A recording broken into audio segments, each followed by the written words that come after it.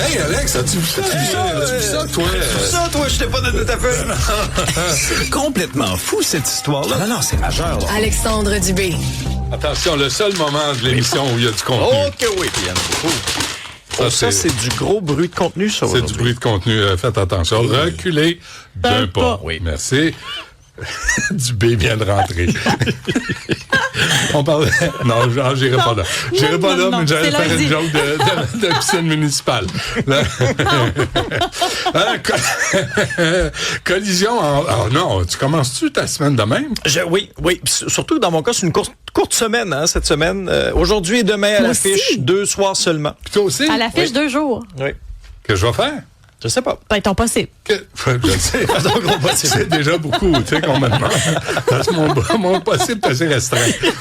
Fait que là, vous m'abandonnez, vous deux, là. Ben, moi, juste 3 jours. Alex, 1 semaine et demie. Oui, moi, je disparais. On se verra plus, là. À partir de demain, là. On se reverra plus. On se reverra plus avant septembre prochain. Hey, ça, encore, c'est presque 4 ans en âge de chien. Ah oui. Regarde-moi de même.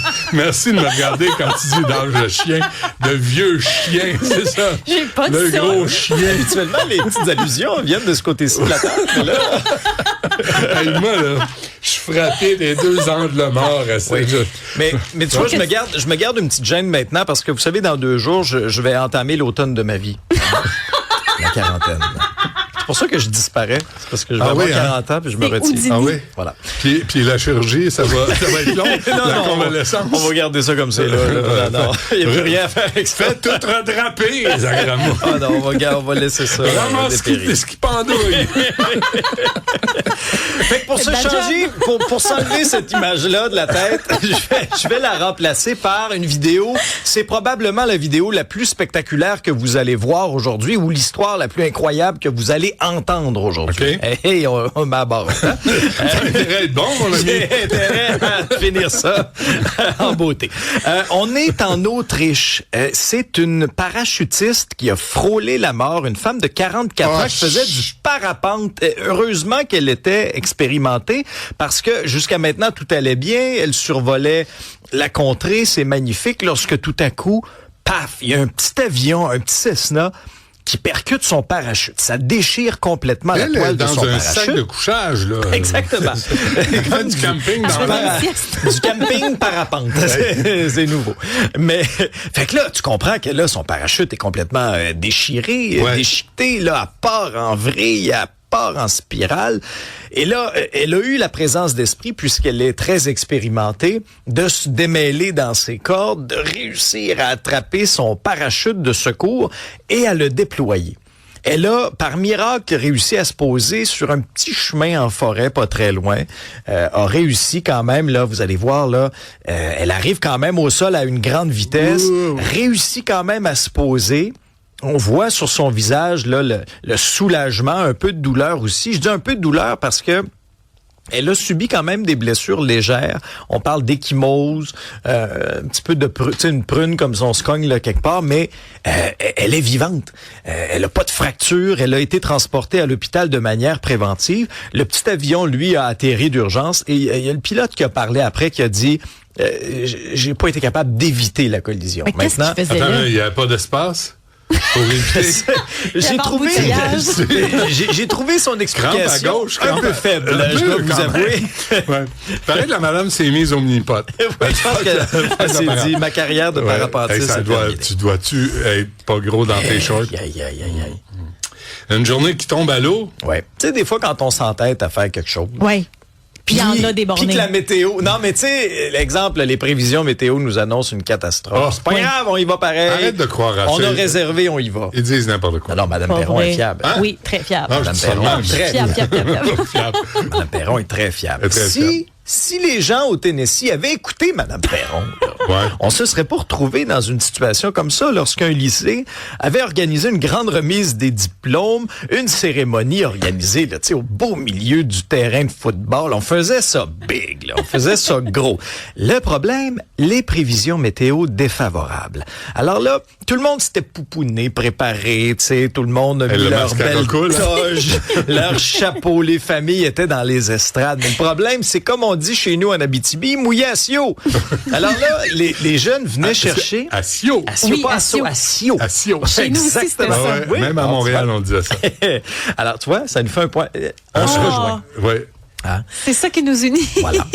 Les jeunes venaient chercher leur diplôme au podium, là, complètement détrempés. Il y en a qui portaient des ponchos. Les parents étaient dans les estrades. Ils étaient fâchés. Beaucoup d'incompréhension aussi. Pourquoi la direction a tenu cette cérémonie-là à l'extérieur, malgré qu'on annonçait là, des orages violents, des risques d'averse. Il y avait même des dangers pour la foudre. Là, une succession de mauvaises histoires. Fait qu'aller sur scène avec un micro. Oui. Bonne idée. Ben non, c'est ça. Puis là, imagine les photos de graduation, là, complètement ruinées avec ça. On rit, mais c'est terrible, pour ces jeunes-là. C'est tellement comme un moment qui est important. Bon, maintenant, on a les explications. Oui. De l'école, du lycée en question. Eux autres, ils pensaient être corrects, ces prévisions. Mais là, les radars ont comme changé entre-temps. Et là, je vous les cite à peu près au mot, là. Les espaces extérieurs permettent à un plus grand nombre de proches d'assister à l'événement. Nous remercions les familles de leur patience. C'est bizarre. Je suis pas sûr que ça va les convaincre. Là. Moi, j'ai animé de nombreuses années la collation des grades de l'Université de Sherbrooke et il y avait toujours 2 scénarios. Puis souvent, ils choisissaient la veille. Ils faisaient des générales de 2 façons différentes. Puis il y avait des météorologues pour l'événement en question pour prendre la décision. Donc, je comprends pas à quel point ils ont pu se planter. Visiblement, il y a eu un manque. Tu sais quoi? T'ont pas appelé? Non, mais c'est pas moi, je suis pas météorologue, moi. Ben non, mais tu l'organisais? Tu l'animais? L'Université de Sherbrooke, moi, je faisais qu'animer. C'est pas moi qui faisais les prévisions. Là. Météo. Je n'avais pas les prévisions météo. t'animais Moi, pareil. j'animais l'émission d'avant-match. Mais t'aurais pu leur dire, on fait ça à l'intérieur dans le gymnase. Elle a fait des affaires, Mme Perron, quand même. Je- Ça, plus le tournoi de balle, Oui, la classique pif, ça, la c'est à classique Sherbrooke. pif. Non, Oui. mais regarde, là. Pif. On animait avec Sébastien Goulet, c'était un tournoi de notre balle molle. collègue. C'est un tournoi de balle molle. Tout le monde balle molle. Puis t'as animé ça. Ben, Sébastien faisait l'animation de la game, puis moi, je faisais l'animation de foule. As-tu autre chose tu veux raconter? Non, mais on en Avant apprend qu'on tout se le quitte? temps, Madame Tout le temps, Perron. c'est étonnant. Très étonnant parfois. Retour sur le Grand Prix. As-tu déjà animé le Grand Prix? Non, ça, non. Ah bon. Zim. Es-tu allé au Grand Prix? Je ne suis pas allée parce que j'étais à Charlevoix, moi, en fin de semaine. Ah bon. Bon, je veux Non, revenir. mais précédent. Non plus. Non plus? Bon. C'est pas mon genre d'événement. Moi, je veux revenir un peu là-dessus parce que moi, c'est mon genre d'événement. Alors ça, je n'y étais pas, par contre, je travaillais. Il faut revenir un peu sur ce qui s'est passé en piste et à l'extérieur de la piste. Parce que un des événements marquants en fin de semaine, c'était la rivalité entre les 2 pilotes Mercedes. Là. C'est comme l'histoire depuis le début de la saison, la domination de Mercedes. Kimi Antonelli, jeune prodige de 19 ans qui avait gagné avant Montréal 3 des 4 premiers Grands Prix de la saison. Et là, ça a commencé à brasser avec son coéquipier samedi. Dans la course sprint, ça avait chauffé entre les deux. Kimi Antonelli avait pas aimé une manœuvre de son coéquipier, tu sais, qui avait comme sorti un petit peu le coude, là, tu sais, pour garder sa position. Mais ils là. jouent pas ensemble, eux autres? Ben oui, ils sont dans la même équipe, Mais mais... pourquoi ils Ben, jouent parce pas qu'il n'y a ensemble? qu'un seul champion du monde, tu comprends? Alors, les deux veulent être champions du C'est monde. pas comme la lutte où c'est décidé à l'avance? Pas en Formule 1. Non, c'est bon. pas tout à fait la même affaire. Et là, Kimi Antonelli chialait sur la radio, parce que là, à la télé, il nous présente les communications radio entre les pilotes. Puis là, il chialait. Puis là, il se plaignait. Ben oui, mais là, Russell a essayé de me mettre dans le décor. Il devrait être pénalisé. Puis là, il chialait. Puis là, son ingénieur de course l'avertissait. Kimi, concentre-toi sur ce que t'as à faire. Là, arrête de chialer. Et il continuait. Puis là, il chialait à un point tel C'est que... bien fatigant. Toto Wolff. Qui? Toto Wolff. Voyons. Toto Wolff, là, ça, c'est un des copropriétaires de l'écurie Mercedes, puis c'est lui de Big Boss, là, tu sais. Donc là, à un moment donné, lui, il a T'as pris pas le assez micro. d'argent pour changer de prénom?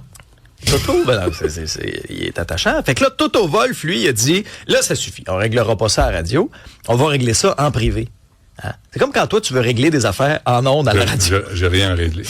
À part les compagnies d'assurance, mais Bon, ça, on parfait. va y revenir. Alors, ça, c'est samedi. Mais là, dimanche, Mercedes partait 1 et 2 dans la course. Fait que là, on se disait, est-ce que ça va être encore la même affaire? Est-ce que ça va imploser devant nous? Les deux échangeaient, là, tu sais, étaient meneurs à un moment donné de la course. 1, 2, c'était vraiment une très, très belle bataille jusqu'à ce que la voiture de George Russell lâche. Et là, 2 séquences que je vais vous montrer. Il est en bordure de piste. Il est en sacramouille, là, George Russell. Faut que tu comprennes que lui, là, c'est un Britannique. Tu sais, le flegme britannique, là. Et habituellement, il choque pas. Tu sais, il est président de l'association des pilotes. Tu sais, il est jamais fâché. Fait que là, de le voir lancer son protège-cou, après ça, là, il débarque de son char, commence à fesser sur son char. Après ça, on le voit, il est en bordure de piste, lance ses gants par terre. Tu sais que t'as pas le droit de faire ça. T'as pas le droit de lancer des pièces d'équipement. Ben non, c'est dangereux pour les autres. Attention, une sanction très sévère. 5 000 € d'amende.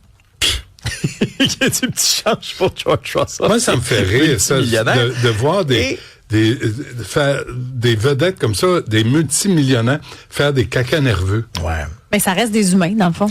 Non, ça reste des enfants gâtés. Là, il fait un petit caca nerveux, son char marche pas. Là, tu t'assois avec ton équipe, tu essaies de trouver des solutions, mais ça donne quoi de faire un petit caca nerveux comme ça? L'enjeu de George Russell. Dans la course, Russell, c'est comme, tu gères pas tes émotions, j'imagine. C'est parce que je veux pas l'excuser, mais lui, là, c'est Kimi Antonelli qui a encore gagné hier à Montréal.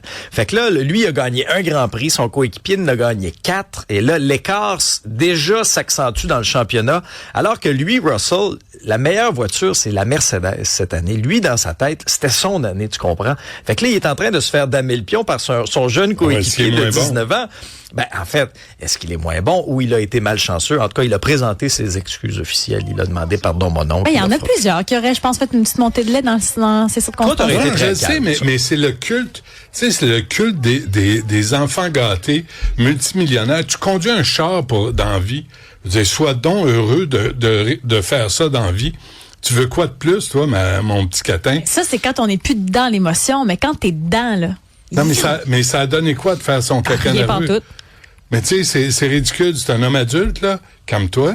Ton char marche pas. Mais comme ceux qui pètent des baguettes ou qui pètent des raquettes. C'est aussi niaiseux. C'est ça. C'est aussi épais.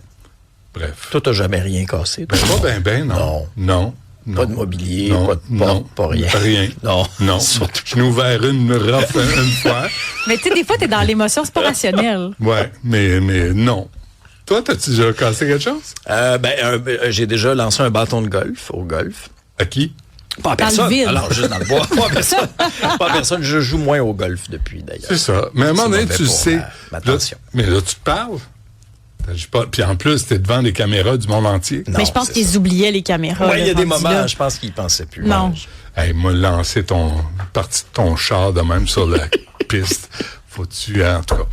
Il s'est excusé. Oui, il s'est excusé. Bon, André, il trouve que les amendes abusives par rapport à... 5 000 €. 5 000 € pour un caca nerveux? Oui. Ouais, c'est à négocier. Merci. Je suis pas trop inquiet pour les finances de George Russell. Demain, non, moi non plus.